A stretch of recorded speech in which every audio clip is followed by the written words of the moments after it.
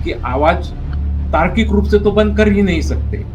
तो आवाज बंद करने का एक ही जरिया है उनको खत्म करना। और इसी इसी सिलसिले में Narendra Dabholkar, comrade Govind Pansare, doctor M M. Kalburgi और गौरी लंकेश, इनकी हत्या हो गई।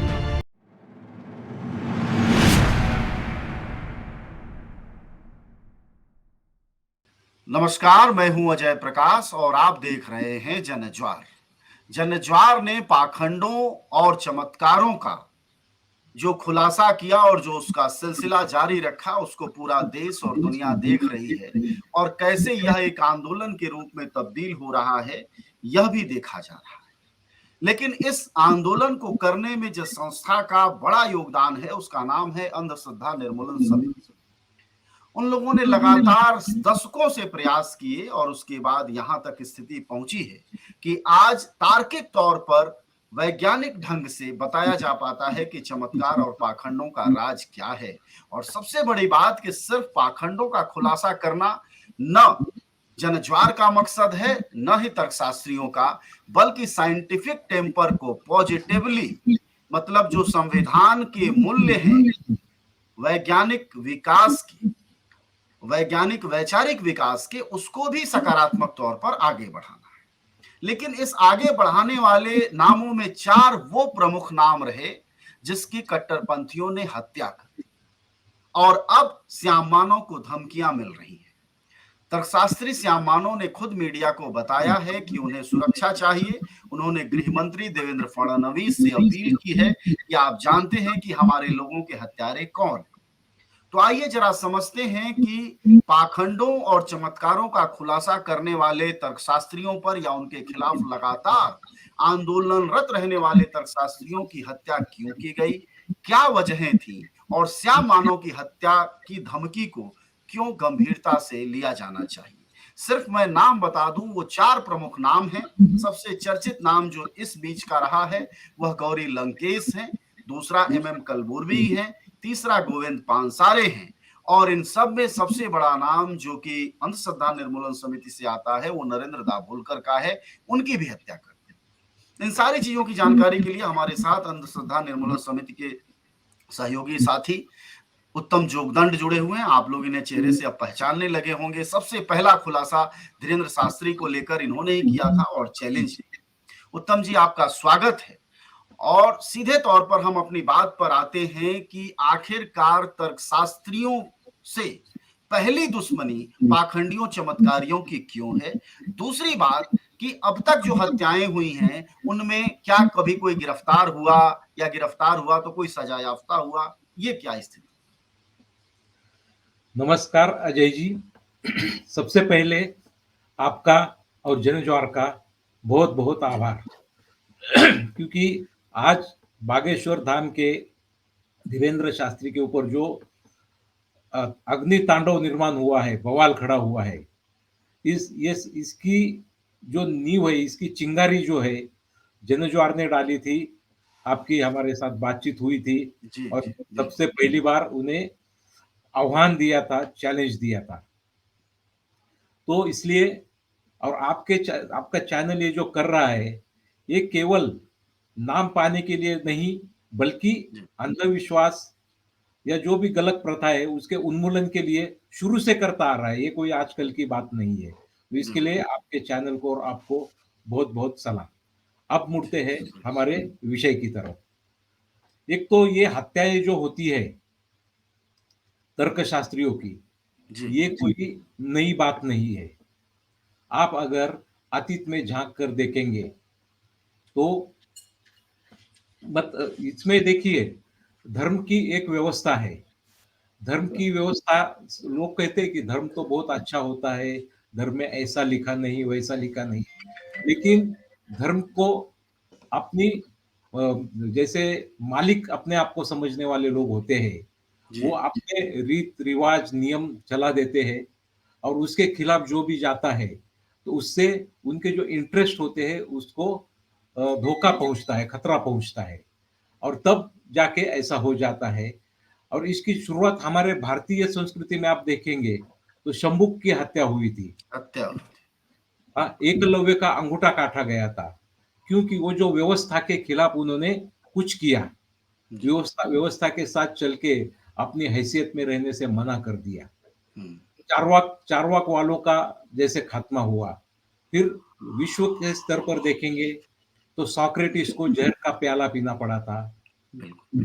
सच सच बताया इसलिए। हुँ, ब्रूनो को जिंदा जलाया गया था। क्यों? बिल्कुल। क्योंकि उसने ये कहा कि धरती सूरज के इर्द-गिर्द घूमती है हुँ, और जो बाइबल में लिखा था उसके खिलाफ है। गैलीलियो बेचारा, उसने जी। भी यही कहा कि धरती सूरज के इर्द-गिर्द घूमती है, लेकिन इन्होंने चर्च वालों ने कहा कि नहीं, आप गलत कह रहे हैं, आप माफ़ी माँगो, नहीं तो आपको मौत की सज़ा दे देंगे। हुँ, बेचारे ने माफ़ी माँगी, लेकिन उसे जन्म जो उम्र कैद की सज़ा हो गई और उसी में उनका अंत हो गया, क्योंकि वो सच कहा उन्होंने। धर्म शास्त्र ने जो कहा है या धर्मशास्त्री जो कहते हैं, उसे मानने से मना किया। महाराष्ट्र में संत तुकाराम जी का उदाहरण है। जी। वे जो पिछले 500, 400, 500 साल पहले जब वो यहाँ थे, शिवाजी महाराज के समय, जी। 17वीं सदी में, उस समय उन्होंने इसी तरह जो धर्मशास्त्री है, धार्मिक पाखंड है, उसके खिलाफ आवाज उठाई। उनकी मृत्यु हमें पढ़ाया जाता था कि उन एक पुष्पक विमान आ गया और उन्हें उठाकर लेके चला गया। लेकिन अब पता चलता है कि कोई पुष्पक विमान वगैरह नहीं आया था। पुष्पक विमान केवल संत तुकाराम के लिए क्यों आएगा? तो उनका देह भी नष्ट कर दिया था मारकर। ये अब इतिहासकार ढूँढ ढूँढ कर निकाल रहे हैं। बसवेश्वर अण्णा को जो लिंगायत धर्म उन्होंने स्थापित किया, उनके जो चेले थे उनकी हालत क्या हो गई? और रिसेंट पास्ट में एम.एफ. हुसैन हुँ, अपनी चित्रकला में कुछ किया इसलिए उनको धमकियाँ मिली, उनको बाहर जाना पड़ा। तस्लीमा नसरीन निर्वासित का जीना जी रही है। जी। सनल एडमारोकू रैशनलिस्ट थे। वो विदेश में पनाह ले रखे हैं क्योंकि उन्होंने एक ईसाई मूर्ति थी कोई चर्च में, उसमें जो पानी टपक रहा था, लोग बोल रहे थे कि वो मूर्ति रो रही है। तो हुँ, उन्होंने यह ढूँढ के निकाला कि जो ड्रेनेज लाइन थी, उसके लीकेज का पानी वो वहाँ से आ रहा है। जी। इससे उनकी धार्मिक भावनाएँ आहत हो गई। अभिजीत रॉय बांग्लादेश के, उनकी हत्या हो गई। ये सब हत्या इसलिए होती है क्योंकि ये लोग जो व्यवस्था है, जो व्यवस्था धर्म के नाम पर अपना राज चला रही है, अमल चला रही है जी। और उनके खिलाफ कोई आवाज उठाए, उनका वास्तव लोगों के सामने आए, तो उनकी गद्दी हिल जाती है। ये उन्हें पसंद नहीं है, इसलिए वो उनकी आवाज तार्किक रूप से तो बंद कर ही नहीं सकते। तो जी। आवाज बंद करने का एक ही जरिया है, उनको खत्म करना और इसी इसी सिलसिले में Narendra Dabholkar, comrade Govind Pansare, doctor M M. Kalburgi और गौरी लंकेश, इनकी हत्या हो गई। हुँ, इन्होंने क्या किया सर? नरेंद्र दाभोलकर अंधविश्वास और जो पुरानी शोषण करने वाली रूढ़ी प्रथा परंपरा है, उसके खिलाफ आवाज उठाई। हुँ, वास्तुशास्त्र, ज्योतिष शास्त्र, जो पत्थर होते हैं, ग्रह ग्रह तारों के पत्थर, उनके खिलाफ आवाज उठाई। हुँ, पानसरे जी ने क्या किया? शिवाजी महाराज की एक प्रतिमा बनाई थी यहाँ के लोगों ने कि हुँ, वे मुस्लिम विरोधी है। हुँ, तो उन्होंने अनुसंधान करके यह एक बुक निकाला, शिवाजी कौन होता? हुँ, और उसमें ये ऐसा साबित कर दिखाया कि हुँ। शिवाजी महाराज उस जमाने के सेक्युलर राजा थे। सेकुलर उनके राज। उनकी सेना में मुस्लिम सैनिक थे, मुस्लिम कप्तान थे और सभी जाति धर्म के लोग उनके साथ थे और रैयत के राजा थे। ये उन्होंने दिखाया, इसीलिए इन लोगों की भावनाएँ आहत हो गई। लिंगायत समाज में समाज सुधार का काम कलबुर्गी जी ने किया। उन्होंने वचनों में अनुसंधान किया जो बसवेश्वर जी के वचन थे और हुँ, उसमें एक प्रगतिशील और उन्होंने यह साबित कर दिखाया था कि लिंगायत यह धर्म है, यह कोई पंथ नहीं, हिंदू धर्म का पंथ नहीं है। उनकी हत्या हो गई और गौरी लंकेश तो आप जानते हैं कि बहुत ही कड़ा प्रहार करती थी वो हिंदू धर्म की अनिष्ट प्रथा पर और वो इतना तक कहती थी कि ये अनाथ धर्म है, इसका कोई माँ-बाप नहीं है और इसे धर्म भी क्यों कहा जाए। मतलब धर्म की कठोर चिकित्सा करने वाले लोगों की हत्या हो जाती है। ये यहाँ इतिहास बता रहा है, नजदीक का जी। इतिहास बताता तो है। ये जो चारों हत्याएं हुई, जो कि तर्कशास्त्रियों की हैं, एमएम कुलबर्गी, गोविंद पानसरे, गौरी लंकेश और नरेंद्र दाभोलकर, इन सभी में मुकदमे चले। जी, इनकी स्थिति क्या है? क्या किसी को सजा भी मिली है या सब छूट गए? बहुत ही दुख की बात है कि इनके मुकदमे आज भी चालू है। हम्म, डॉक्टर नरेंद्र दाभोलकर की हत्या 20 अगस्त 2013 में हुई। उसमें 5 लोगों को गिरफ्तार किया गया है। जी। तो यह प्रकरण सीबीआई के पास 2014 में जांच के लिए चला गया और उसका आरोप पत्र जो होता है दाखिल हुआ चार्जशीट। दाखिल हुआ 2019 में। वाह। और इसका आरंभ जो हुआ इस मुकदमे का, वो सितंबर ट्रायल। 2021 में, हम्म, यानी 13 में उनकी मृत्यु हो गई, जी। 21 में मुकदमा शुरू हो जाता है। आज की स्थिति है कि 32 गवाह थे, उसमें से 15 की जांच शिनाख्त हो चुकी है और सीबीआई यह कह रहा है कि अब इसकी जांच हम आगे बंद कर देंगे, हम्म, क्योंकि सब हो चुका है, आरोप पत्र भी दाखिल हो चुका है।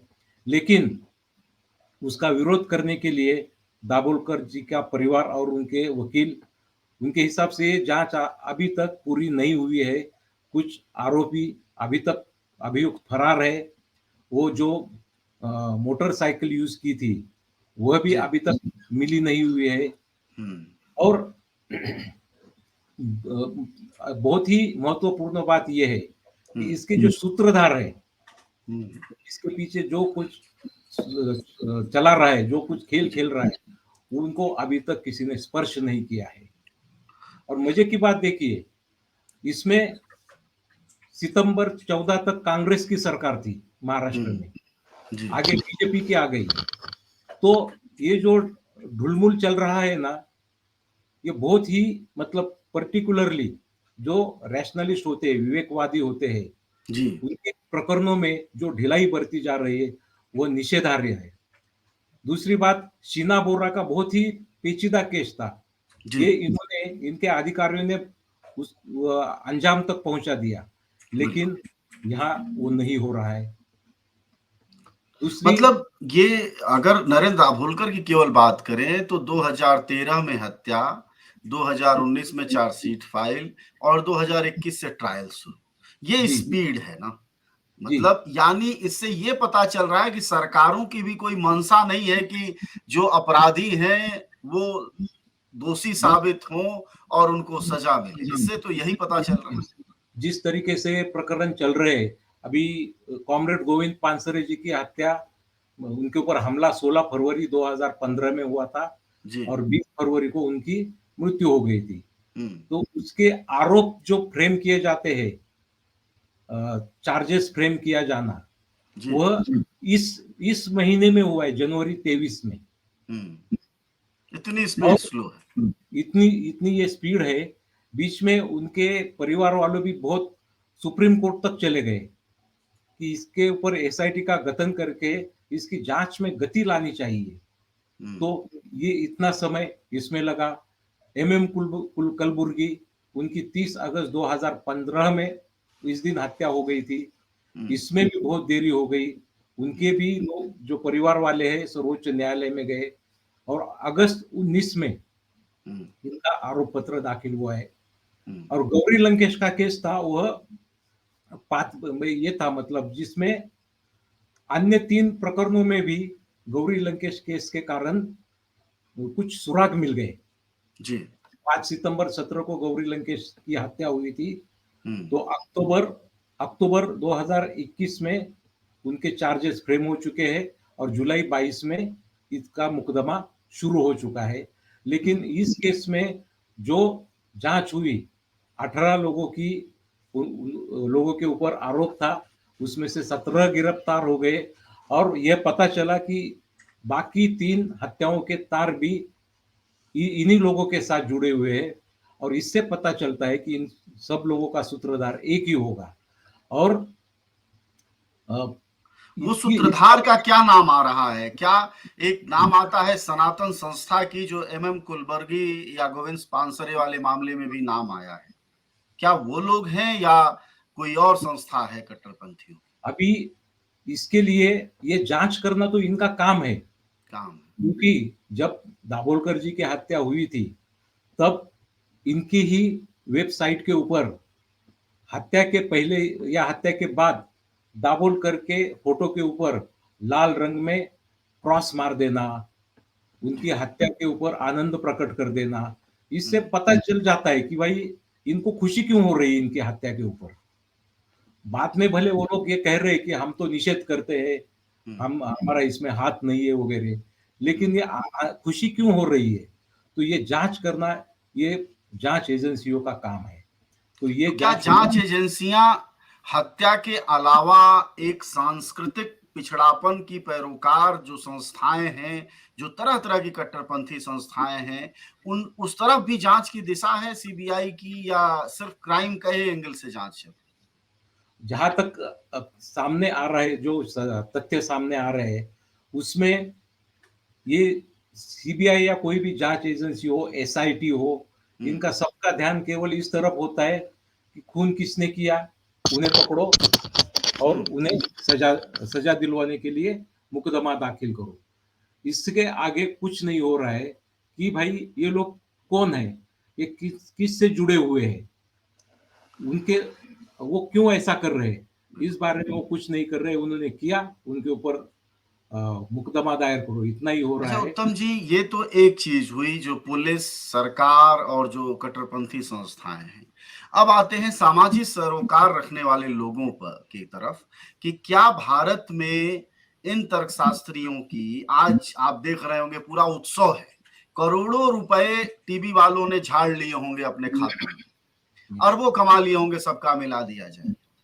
लेकिन उन आंदोलनकारी जिनके जरिए ये करोड़ों अरबों झाड़ लिए हैं, या वो सामाजिक लोग जो खुशी प्रकट करते हैं कि हाँ बहुत सही काम आप कर रहे हैं, क्या इसको लेकर कोई आंदोलन भी चल रहे हैं कि साहब 10 साल हो गए नरेंद्र दाभोलकर जैसे व्यक्ति को, आज तक आपने चार्जशीट फाइल की और अभी सुनवाई चल रही है, ट्रायल चल रहा है, तो इसको लेकर कोई आंदोलन देश में, उत्तर भारत खासकर दिल्ली और आसपास के इलाकों में, आपका दक्षिण पश्चिम भारत, कहीं कुछ चल रहा होता है या सब जगह यूं ही स्थिति?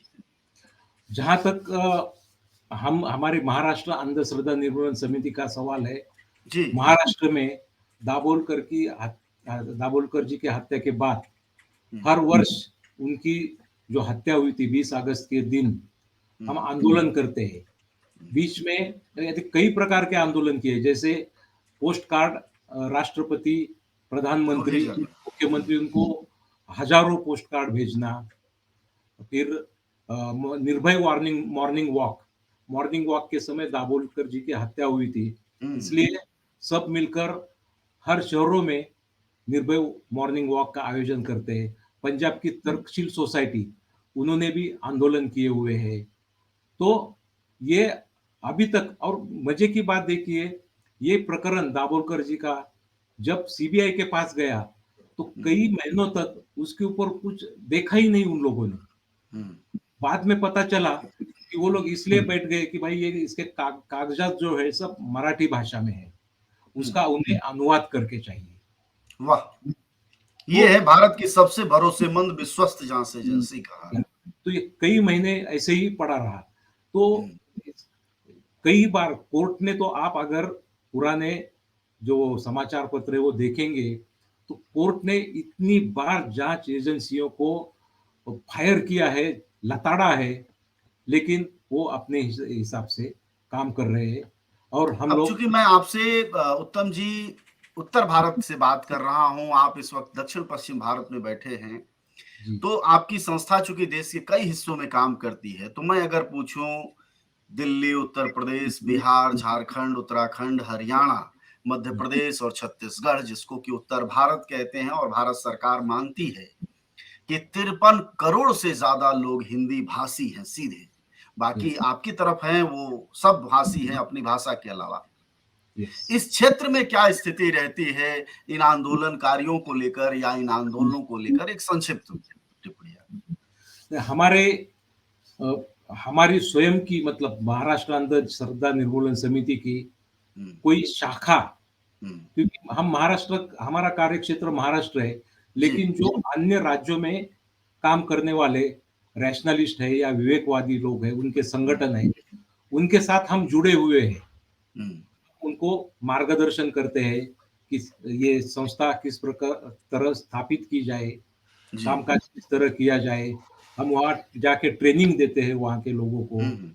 और वो अपने ही नाम से अपनी संस्था चलाते हैं। जी। और वो लोगों की शक्ति आप देखेंगे ना, हुँ, तो हमारी शक्ति जो देश की जनसंख्या है, आबादी है, उसके सामने जहाँ भी हर एक राज्य में देखो कि हमारी ताकत बहुत कम है। हुँ। कम ताकत होने के बावजूद भी हम आंदोलन करते हैं, और हमारे आंदोलन संवैधानिक तरीके से होते हैं, शांतिपूर्ण होते हैं। बिल्कुल। हम कभी रास्ता रोको नहीं करते हैं, लोगों को हुँ, तकलीफ हो ऐसा कोई आंदोलन नहीं करते हैं। आज हुँ, तक हमारे आंदोलन में किसी ने भी एक भी पत्थर उठा के किसी को मारा हुआ नहीं है। हुँ। बैनर्स लेके, पोस्टर्स लेके, निवेदन देते हुए सरकारी अधिकारियों को, ऐसे हमारा आंदोलन होता है। तो हमारे जो समर्थक हैं, वे सारे संगठन समय-समय पर आंदोलन करते हैं, लेकिन उनकी ताकत या संख्या कम होने के कारण वह दिखाई नहीं देता, और मीडिया भी ऐसी बातों को कोई ध्यान नहीं तवज्जो देता। नहीं देती।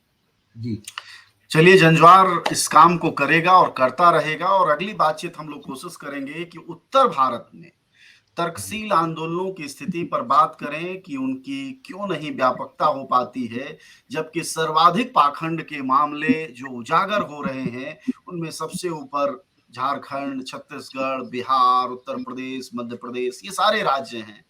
तो इन राज्यों में वह आंदोलन मजबूत क्यों नहीं है, उसकी जड़ों में क्या है और क्या आंदोलनकारी शक्तियां एकजुट नहीं है, इस पर बातचीत करेंगे क्योंकि संवैधानिक मूल्यों के लिए जरूरी है कि भारत में साइंटिफिक टेम्पर, वैज्ञानिक चेतना का विकास, वैज्ञानिक व्यवहार और चीजों की समझदारी बने और ढोंग पाखंड दूर हो। यह संविधान को मजबूत करने, देश की मजबूत करने की जिम्मेदारी का हिस्सा है।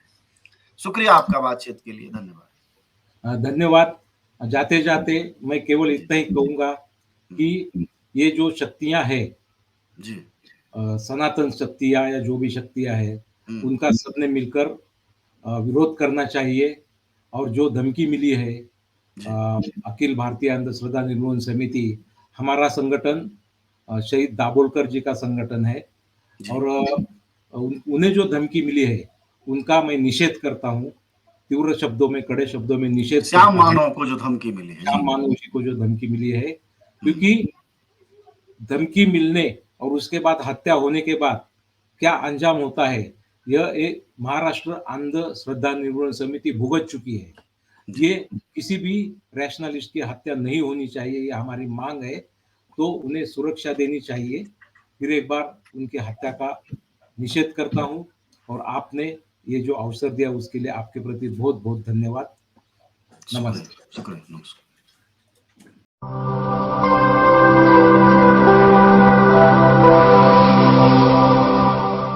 जन ज्वार जनता की